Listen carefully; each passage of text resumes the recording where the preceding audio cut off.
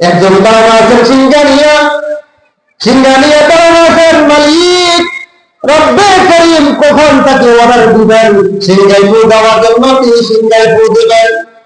উনি যখন প্রথম সিঙ্গাই ফু দিবেন পৃথিবীটা ধ্বংস হয়ে যাবে।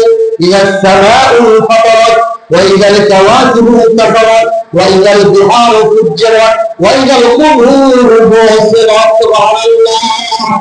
প্রথম সিঙ্গাই ফুতে पहाड़ों पर जाएंगी, जमीन पर जलजला होगा, मोहम्मद तख्त पर होगा, अदालत पर खुदा होगा, मोहम्मद तख्त पर होगा, अदालत पर खुदा होगा। ওই যে আসমানটা ভেঙে চুরমার হয়ে যাবে, ওই যে নক্ষত্ররাজি গুলি ছিটা ছিটা জমিনের মধ্যে পড়তে থাকবে।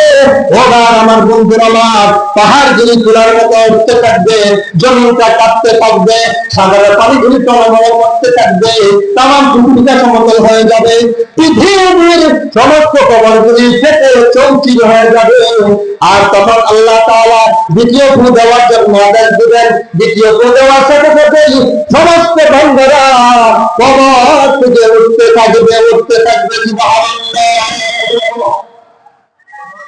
বিশ্বাস হয়? একিন হয়?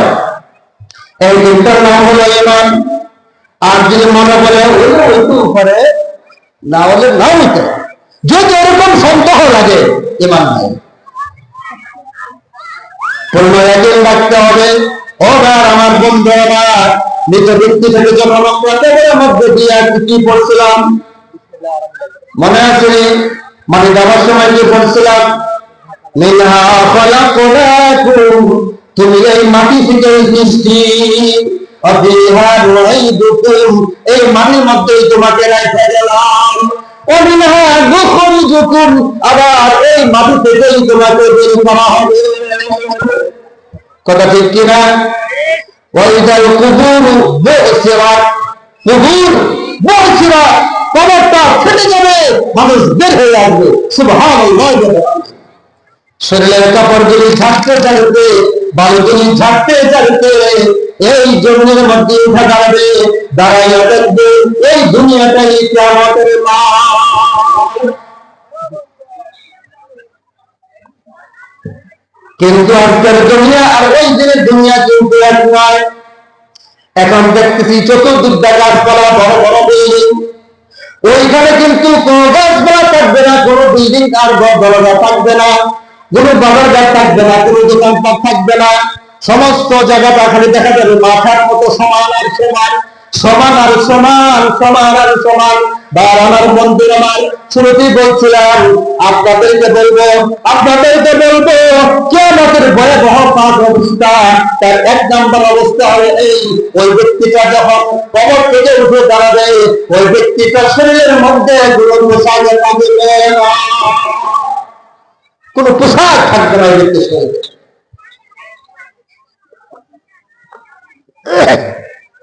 যাইতে হবে না, আমাদের কবরে যাইতে হবে না, হাসরের মাঠে উঠতে হবে না। কবরের পাশে আমরা কি বলি? আসসালামু আলাইকুম ইয়া আহলাল কুবুর, শান্তি বর্ষিত হোক হে কবরবাসী তোমাদের উপর। তারপরে বলি ইয়াগফিরুল্লাহু লানা ওয়া লাকুম, মহান আল্লাহ তাআলা তোমাদেরকে এবং আমাদেরকে মাফ করে দিন। তারপরে কি বলে? আনতুম সালাফুনা ওয়া নাহনু বিল আযার, আনতুম সালাফুনা ওয়া নাহনু বিল আযার, তোমরা আমার কিছুদিন আগে গেছো আর কিছু পরে দিয়েই আমিও আসছি। যাইতে হবে তো হবে না? বার আমার বন্ধুরা আমার, কিয়ামতের মাঠে বিভীষিকা মায়ের পাঁচ অবস্থার প্রথম নম্বর অবস্থা হলো তার শরীরের মধ্যে কোনো ধরনের পোশাক থাকবে না। ওরা আমার বন্ধুরা আমার, দুই নম্বর অবস্থা হলো প্রচন্ড পানি পিপাসা থাকবে, এমন পিপাসা থাকবে বন্ধু, তার মানে হবে পৃথিবীর সমস্ত সাগর নদী আর খাল দিয়ে পানিগুলি যদি একত্র করিয়া তার গলার মধ্যে ঢালিয়া যাও, কোনো নাকি তার পানির পিপাসা মিটবে না। এমন মনে হবে তার যে পৃথিবীর সমস্ত পানি যদি আমার গলার মধ্যে ঢেলে দেয় তবু আমার পানির পিপাসা মিটবে না, এমন পিপাসা থাকে। এই দিক দিয়া উলঙ্গ, ওই দিক দিয়া পানির প্রচন্ড পিপাসা। নাম্বার তিন, ঠাই জায়গার মধ্যে দাঁড়ায় থাকতে হবে। ওই জায়গার মধ্যে দাঁড়ায় থাকতে হবে জায়গার পরিমাণ এতটুকু। একজন মানুষের পায়ের তলায় যতটুকু জায়গা পাওয়া যায়, পায়ের নিচে যতটুকু জায়গা থাকে তার চাইতে বেশি জায়গা পাবে না, তার চাইতে বেশি কোনো জায়গায় থাকবে না। ওই সামান্য জায়গার মধ্যে দাঁড়ায় থাকতে হবে। 3 নাম্বার অবস্থা গেল। চার নম্বর অবস্থার দিকে খেয়াল করে ওপরের অবস্থা কি হবে? ওপরের অবস্থা কি হবে? দুনিয়াতে আজকে আমরা দেখতেছি দুর্নীতি যেমন সূর্যের আলো দেখি না, এই আলো না থাকলে আমরা অচল হয়ে যায়, আর এই আলো বেশি থাকলেও আমার সাথে পাওয়া যায় না। কথা ঠিক কিনা? একটু সারাদিন হলেও পাই না, গরমে শুধু বাচ্চা যায়, আমার সাথী চলাচল কেউ পারি না। কথা ঠিক কিনা? অথচ 9 কোটি 30 লক্ষ মাইল দূরে সূর্য, 9 কোটি 30 লক্ষ মাইল দূরে হলে সূর্য। ওই সূর্যের কিরণ আমরা দুনিয়া থেকে সহ্য করতে পারি না। সূর্যের কিরণ থেকে বাঁচার জন্য থাকি কারণে গরমের দিনে ঘরের মধ্যে এসি ফিট করি। আমার বন্ধু আমার, ওই সূর্যটা যেই পাওয়ার দুনিয়াতে আছে সেইটা যখন প্রথম ফুটকারের সময় পরে সূর্যটা ভেঙে চুরমার হয়ে গেছে, চন্দ্রটাও ভেঙে চুরমার হয়ে গেছে, নক্ষত্রাদিগুলো ভেঙে চুরমার হয়ে গেছে। কিয়ামতের দিন আল্লাহ তাআলা রব্বুল কারীম ওই সূর্যটাকে পুনরায় জীবন দান করবেন। তবে ওই সূর্যটা আজকের দিনের সূর্যের মতো হবে না। ওই সূর্যটা এই সূর্যের চেয়ে 70 গুণ আলো বেশি বৃদ্ধি পাবে। 70 গুণ আলো বৃদ্ধি করে সূর্যটা কাছে চলে আসবে। এখন তো আছে 9 কোটি 30 লক্ষ মাইল দূরে, তখন চলে আসবে মাত্র 9 ইঞ্চি করে, আধাতে করে। আল্লাহু আকবার বলে মাত্র আধাতে করে আসবে। সূর্যের তাপে বাতার মগজটা গলে গলে টকবক টকবক করতে থাকবে, আর মগজটা ছিটকে পড়তে থাকবে। আল্লাহু আকবার বলে, আল্লাহু আকবার, লা ইলাহা ইল্লাল্লাহ, আল্লাহু আকবার, ওয়ালিল্লাহিল হামদ। আমার বন্ধু আমার, এমন ভয়াবহ অবস্থা সহ্য করতে পারবেননি। সহ্য করা যাবে? সম্ভব? ওই মাঠের মধ্যে জাতির পিতা ইব্রাহিম খলিলুল্লাহ বলবেন, আমি কাহার জন্য কান্দি না মাওলা, আমি আমার জন্য কান্দি, নাফসি নাফসি ইয়া নাফসি। ওই হাসরের ময়দানে মুসা কালিমুল্লাহ, যে কালিমুল্লাহ দুনিয়ার জীবনে তোর পাহাড়ে দিয়া আল্লাহর সাথে কত রকমের মজার আলাপ করতেন, সেই মুসা কালিমুল্লাহ বলবেন, আল্লাহ গো, আমি কারোর জন্য কান্দি না, বন্ধুর জন্য কান্দি না, উম্মতের জন্য কান্দি না, আমার মায়ের জন্য কান্দি না, ও আল্লাহ,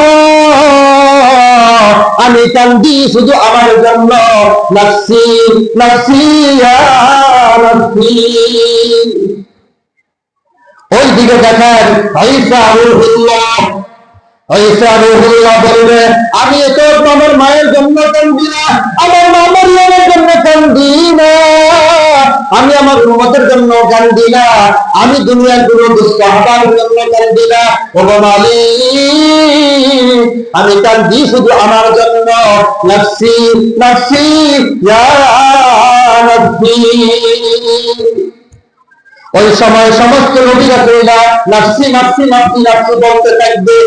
একমাত্র মহানবী, শ্রেষ্ঠ নবী, সাইয়্যিদুল নবী, আপনার নবী, আমার নবী জনাবে মুহাম্মদ রাসূলুল্লাহ সাল্লাল্লাহু আলাইহি ওয়া সাল্লাম বলতে থাকবেন, উম্মতি উম্মতি উম্মতি সাল্লাল্লাহু আলাইহি ওয়া সাল্লাম।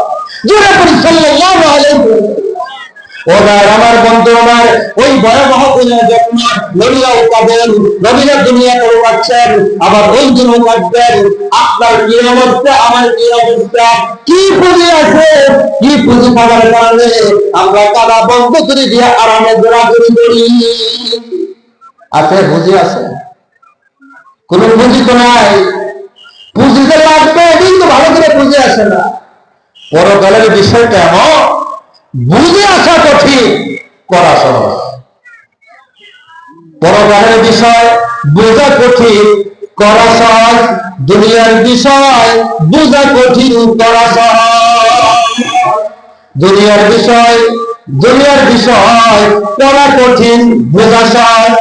করা কঠিন, টাকা পয়সার জন্য পাগল হয়ে গেলাম। আমার এক গার্জিয়ান, নাম বলার দরকার নাই, মাত্র একটা মেয়ে বিবাহ দিয়েছে, স্বামী থাকে সৌদি, মেয়ে থাকে সৌদি, বাবা চাকরি করে, বউ চাকরি করে, ভোর 4টায় যায় কোম্পানি, রাত 10টার সময় আসে। সে জামাইও চাকরি ব্যবসা করে, সকালে বাড়ি থেকে যায়, রাত্রে বাড়িতে আসে। এত ছোট্ট ফ্যামিলি, তারপরে তার ও অভাব যায় না, তার মনের মধ্যে হলো অভাব। টাকার দরকার, টাকার দরকার, আরো দরকার, আরো দরকার, আরো দরকার, আরো দরকার। সুন্দর বাড়ি করেছি, সুন্দর গাড়িও আছে, সুন্দর পেয়ে আছে, সুন্দর ঘর বাড়ি সব কিছু আছে। এখন তো আরো দরকার, 5 তলা দরকার, 10 তলা দরকার, 20 তলা দরকার। একভাবে লন্ডনের ওই 95 তলার মতো যদি একটা বিল্ডিং করতে পারতাম আরো ভালো। দুনিয়ায় খালি দরকার, আরো দরকার, আরো দরকার। অথচ এক লম্বা সফর, বিশাল এক লম্বা সফর, যা মৌতের মাধ্যমে শুরু হবে, মৌতের মাধ্যমে সফর আরম্ভ হবে। ওই